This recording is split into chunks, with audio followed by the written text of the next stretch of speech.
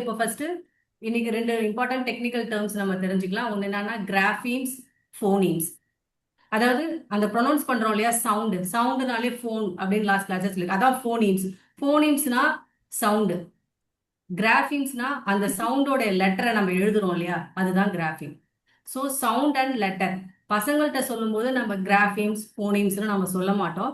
But as a teacher நமக்கு தெரியணும். நம்ம வேற யார்ட்டையாவது டெக்னிக்கலாக பேசும்போது நம்ம அந்த கரெக்டான டேர்ம்ஸை நம்ம யூஸ் பண்ணோம். ஸோ ஃபோனீம்ஸ்னா நத்திங் பட் சவுண்டு. கிராஃபீம்ஸ்னா நத்திங் பட் லெட்டர்ஸ்.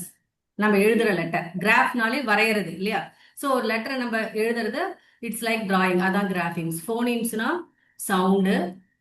ஷார்ட்டா சொல்லணும் அவ்வளவுதான். ஃபோனீம்ஸ்னா சவுண்டு, கிராஃபிம்ஸ்னா லெட்டர். ஓகே, ஒரு இடத்துல நம்ம எழுதுறது சவுண்டை ரெப்ரசென்ட் பண்ண ஒவ்வொரு லெட்டருக்கும் அந்த சவுண்டுக்கான சிம்பிள் இருக்கும். இப்போ ஃபார் எக்ஸாம்பிள், இப்போ நான் எஸ்ங்கிற லெட்டர் எழுதுறேன்னா இது லெட்டர் எஸ். இது லெட்டர் எஸ்ஸா இல்ல சவுண்டு எஸ்ஸோட சவுண்டு இஸ்.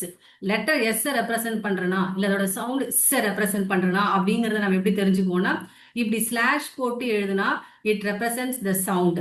இப்ப இப்படி போட்டா நான் இதை வந்து அப்படின்னு தான் சொல்லணும். ஓகே, இதோடைய சவுண்ட் வந்து இஸ். அதே நான் வந்து இப்படி ஆங்கிள் பிராக்கெட்குள்ள இப்படி எழுதுறேன்னா this is represents letter S. இந்த டிஃபரன்ஸ் வந்து நமக்கு தெரியணும். ஓகே, ஃபோனீமோட நோட்டேஷன், ஒரு சவுண்டோட நோட்டேஷன் வந்து ரெண்டு ஸ்லாஷ்குள்ள ஒரு லெட்டர் எழுதிருந்தாங்க. நீங்க டிக்ஷனரியில எல்லாம் பார்த்துருப்பீங்க, இந்த மாதிரி ஸ்லாஷஸ்குள்ள இதெல்லாம் எழுதியிருப்பாங்க. இந்த மாதிரி ஸ்லாஷஸ்குள்ள போட்டிருந்தோம்னா தட் இஸ் ஃபோனிம், சவுண்டு. அதே வந்து இந்த ஆங்கிள் பிராக்கெட்ல போட்டிருந்த தட் இஸ் லெட்டர், அந்த அந்த சவுண்டோடைய கரஸ்பாண்டிங் லெட்டர் அது.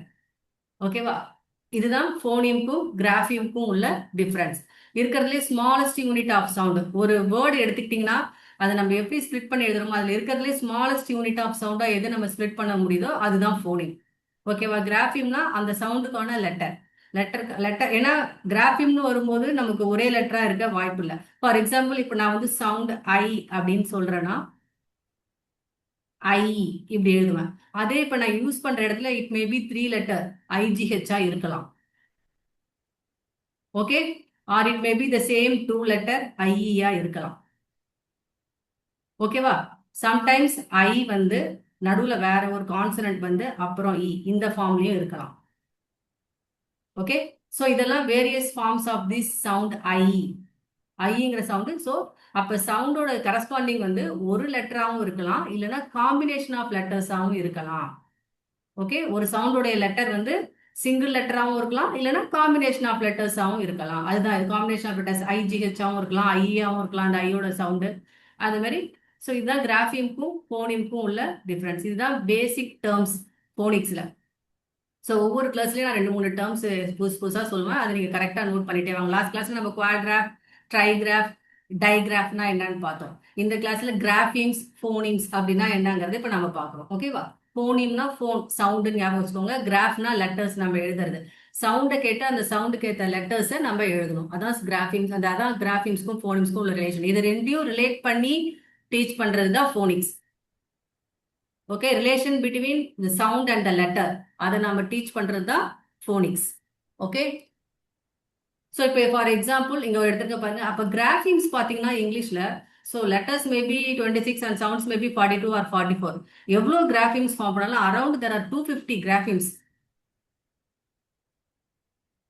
அந்த சவுண்டுக்கு ஏற்ற மாதிரி கிராஃபிம்ஸ். ஏன்னா ஆல்டர்னேட்டிவ் சவுண்ட்ஸ் ஸ்பெல்லிங்ஸ் நமக்கு நிறைய இருக்கு இல்லையா, ஒரே சவுண்டுக்கே நிறைய ஸ்பெல்லிங்ஸ் இருக்கு இல்லையா.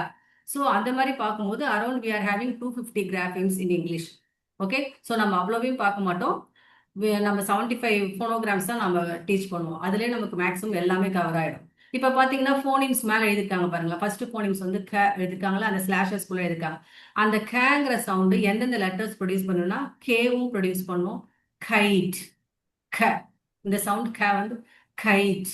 அதே மாதிரி இது வந்து கேட். இது வந்து இப்போ சிக், லாஸ்ட்ல லிக், பிக், லாஸ்ட்ல க் சவுண்ட் வருது இல்லையா, அப்ப சிகே சேர்ந்து வரும். ஓகே, இது சி ச சவுண்டும் வரும், இது சிஹெச், சில இடத்துல க சவுண்டும் வரும். அது நம்ம யூஸ் பண்ற இடத்துக்கு ஏற்ற மாதிரி அது மாறும். அதே மாதிரி தான் என், இதோட சவுண்ட் வந்து வெறும் லெட்டர் என் கூட அதை ப்ரொடியூஸ் பண்ணும். ஜிஎன் சேர்ந்து வரும்போது சவுண்ட் வரும். அதே மாதிரி கேஎன், பிஎன். ஓகே, இப்போ ஆ சவுண்டுக்குலாம் பார்த்தீங்கன்னா தேர் ஆர் எத்தனை ஆல்டர்னேட்டிவ் ஸ்பெல்லிங்ஸ் இருக்கு பாருங்க. ஏடபிள்யூ, ஏயு வந்தாலும் ஆ சவுண்ட் வரும். ஏஎல்எல் வந்தாலும் ஆ. வெறும் ஏ கூட சம்டைம்ஸ் ஓஜிஹெச் சம்டைம்ஸ் ஆ சவுண்ட். இந்த மாதிரி பாத்தீங்கன்னா ஒன்னொரு சவுண்டுக்கும் ஆல்டர்னேட்டிவ் ஸ்பெல்லிங்ஸ் நிறைய இருக்கும். அந்த ஆல்டர்னேட்டிவ் ஸ்பெல்லிங்ஸ் தான் நத்திங் பட் த கிராஃபிம்ஸ் இல்லையா? அதனால we are having totally 250 கிராஃபிம்ஸ்.